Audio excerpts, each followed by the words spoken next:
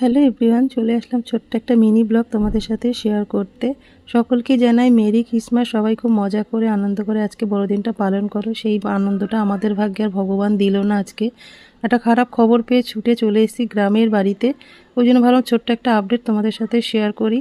তা সকালবেলায় চলে এসেছি। আগের দিন রাত্রেবেলা একটা খবর এসেছে শ্বশুরের একটা মিনি স্ট্রোক হয়েছে, ওই জন্য সবাই খুব টেনশানে রয়েছি।